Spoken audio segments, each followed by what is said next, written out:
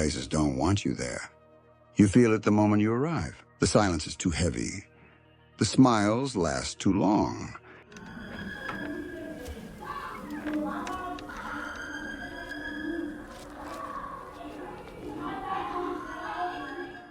In Cuckoos, 2024, fear doesn't scream.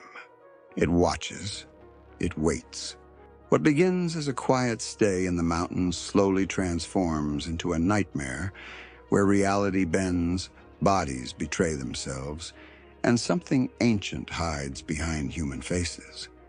This is not a film that explains itself. This is Cuckoo, explained. Guten Tag, Herr König.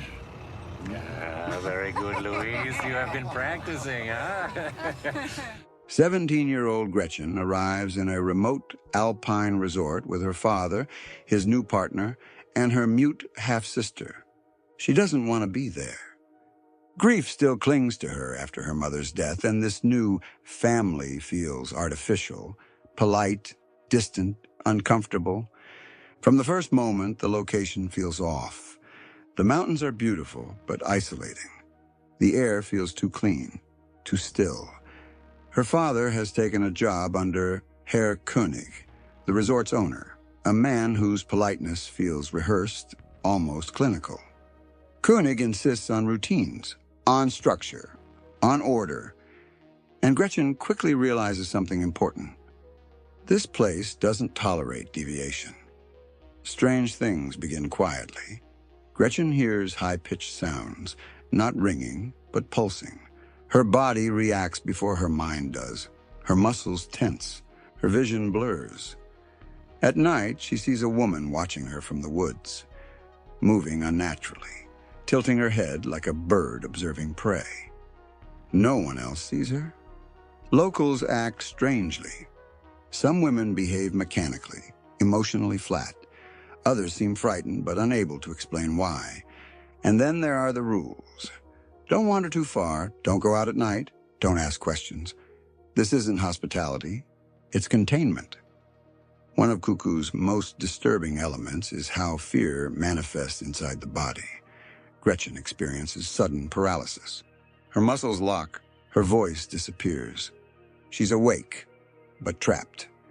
These episodes resemble seizures, but they're triggered by sound, a specific frequency. A call, and it's not random. The woman in the woods emits the sound, a shrill biological signal that overrides the nervous system. This isn't supernatural possession. It's biological control. The horror of Cuckoo lies in the realization that the body itself can be hijacked, that free will is fragile, and autonomy can be taken without consent. Gretchen begins to uncover the truth. The resort is not a vacation spot. It's a breeding ground. Herr König is overseeing an experiment involving a parasitic species, one that requires human women as hosts. The creature, referred to as the cuckoo, implants itself into female bodies, altering hormones, behavior, and reproductive systems. The women are no longer fully human. They are vessels, emotionless, obedient, disconnected from pain. The name Cuckoo is no coincidence. Like the bird, the parasite lays its offspring in huge hosts, replacing what was there before. Identity is overwritten. This is where Cuckoo becomes deeply unsettling. The film isn't just about monsters. Yo buio, it's about control over female bodies. The women are not screaming victims. They are silenced ones. Their personalities flatten.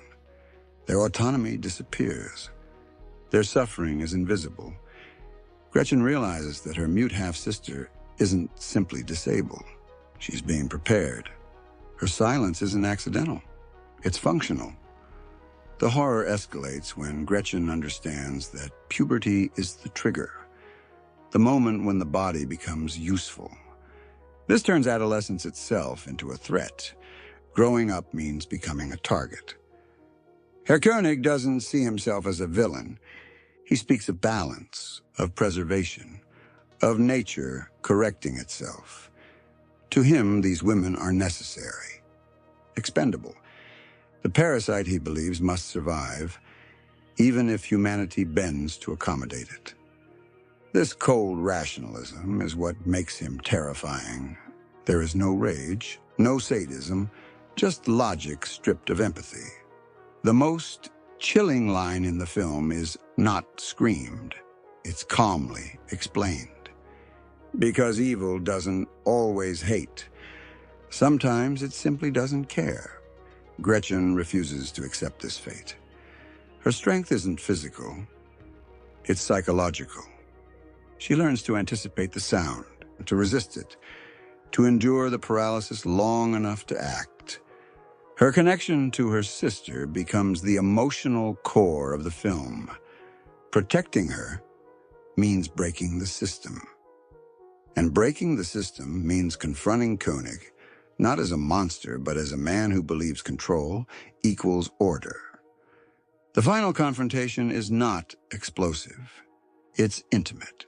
Fear versus conviction. Instinct versus ideology. Cuckoo does not end with total victory. Some structures collapse, others remain. The parasite is not eradicated.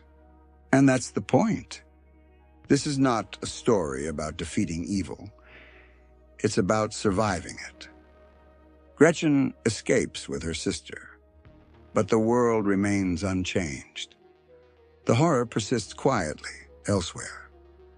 Because systems of control rarely die, they relocate.